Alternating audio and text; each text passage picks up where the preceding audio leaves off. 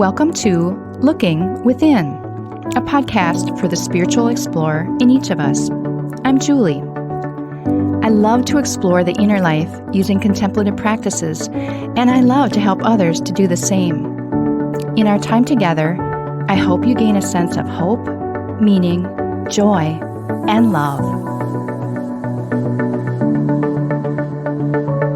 As a Christian spiritual explorer, I hope to offer some thoughts to help you see God's presence and activity in ever-expanding ways. As you listen, ponder, and experience the divine, feel free to use the spiritual perspective you are most comfortable with in our practice today. Now, let's begin.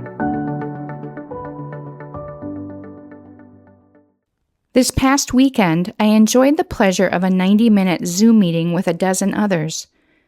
The group was mostly educators, classroom teachers from first grade through high school, a school social worker, a guidance counselor, an administrator, and a retired adjunct college professor rounded out the majority of the group. Filling out the complement was a physician and me, a church staff member.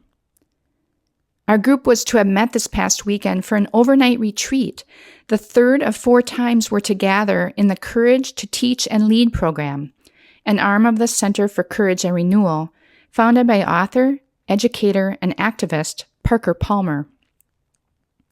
The aim of this program is to help school leaders, really any leaders, to sustain and renew their passion, enthusiasm, and commitment to leadership and to the communities they serve. The program emphasizes examination of your inner life, which is the starting point for our work and outer life. As you might expect, compared to our last in-person retreat in early February, everything we read, discussed, and shared about this time was colored by the backdrop of the COVID-19 pandemic. Not having any children at home anymore, I'm increasingly out of touch with the world of education. It was quite powerful to listen to the caring and courageous hearts that these educators have for their students and fellow staff, and to their passion for creating ways to keep their students on track and connected to one another while engaged in distance learning. Like any of us, their hearts yearn for in-person community with their students and coworkers, and for especially the older youth to have those connections again with their fellow students.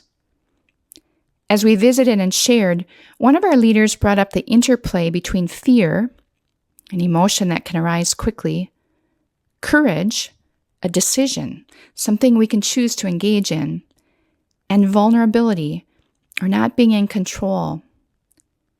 We talked additionally about being present to the moment and in welcoming whatever is brought to us, as it may lead to some healing, guidance, or new insights on this increasingly uncertain journey. What a gift to visit with others about things like this. It was really wonderful to share about and name the physical, emotional, mental, and spiritual challenges that everyone faces now as we attempt to traverse a new and unknown landscape. And it was an insightful gift that the group saw courage and vulnerability not as opposites, but as part of a paradox of both and. Buddhist teacher Pema Chodron observes that all things eventually fall apart and then come back together again, but in new ways. Yet another paradox, a both and. Hardship and chaos woven together with gift and new possibilities. Is it possible that the new normal will be better, more equitable, more compassionate, more deeply life-giving? So many questions remain to be answered as we all move forward together. Since our Zoom meeting, courage seems to be the operative word for me. I saw a lot of it during the retreat in the faces, voices, and stories of my group mates. There's a Brené Brown definition of courage that I've seen and would like to share with you. She says, quote, "Courage is a heart word. The root of the word courage is cor, the Latin word for heart. In one of its earliest forms, the word courage meant to speak one's mind by telling all one's heart. Over time, this definition has changed, and today we typically associate courage with heroic and brave deeds.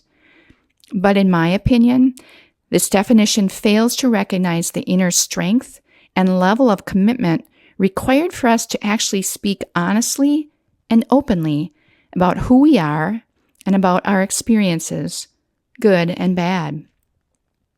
Speaking from our hearts is what I think of as ordinary courage."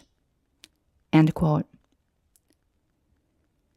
I witnessed lots of courage in my group's Zoom meeting over the weekend. It was healing to speak honestly and openly about who we are and about our experiences in this time of fear, anxiety, and so many unknowns moving forward. Have you had opportunities to courageously share with others your current journey during these past few months?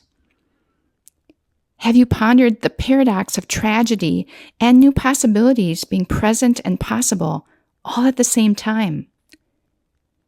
Have you spoken these things out loud to yourself and to God? Naming things is powerful. Being vulnerable and open can be healing, hope-filled, and can help us to feel not quite so alone. Our weekly moments of quiet reflection can be of help for this, as we name these paradoxical things out loud to ourselves and to God. In this quiet space and time, I'd invite you to gently close your eyes. I'll sound the Tibetan singing bowl, which will call you to look within. As you're listening to the bowl's reverberations, take 3 deep breaths. Then let your breathing return to normal whenever you'd like. Hear the sound of the bowl now. Let it center you. Let it remind you that God is here with you.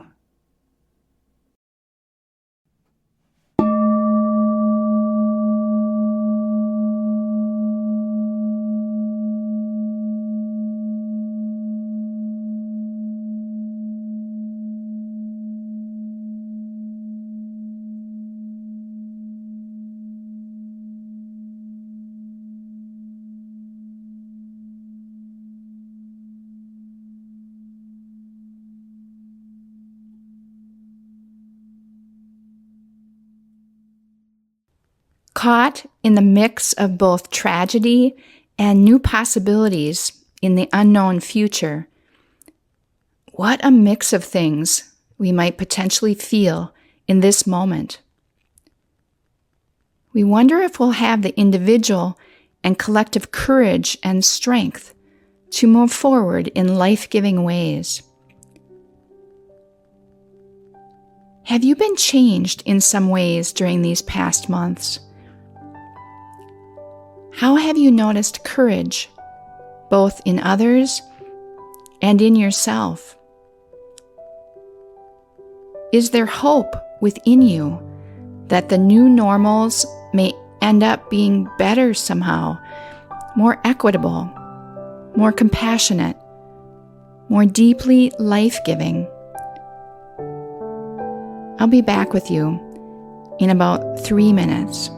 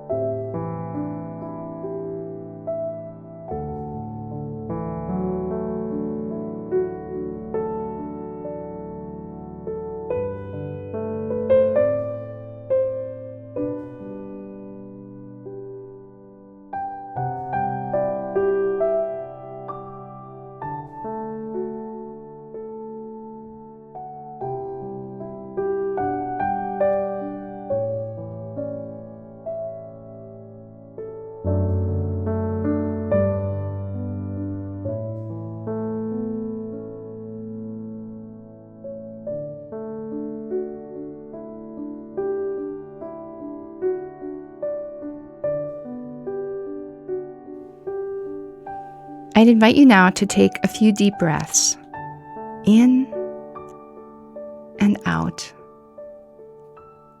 in and out.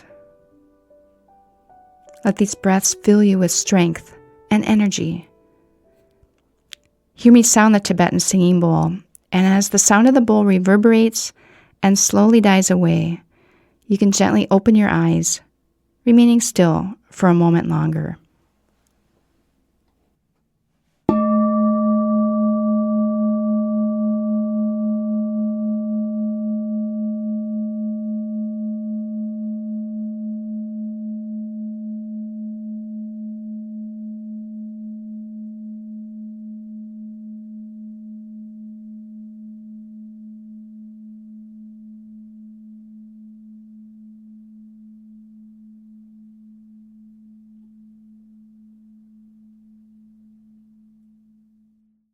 It takes courage to walk into an uncertain and unknown future.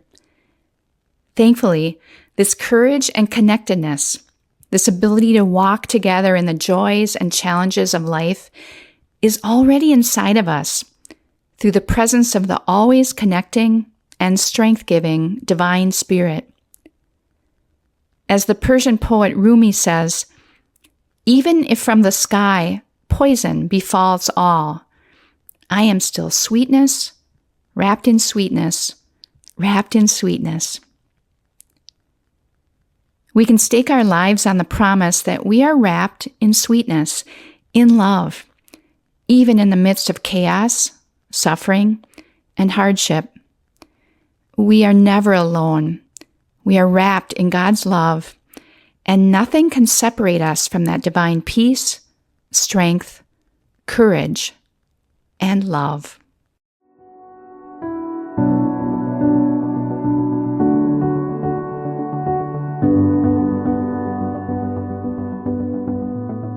Thank you for making time for your inner self today. Whatever you've discovered and experienced, carry that with you in the coming days. You can find more episodes at our website, Gloria-Day, that's DEI.com/lookingwithinpodcast, or subscribe through your favorite podcast app. We'll see you next time.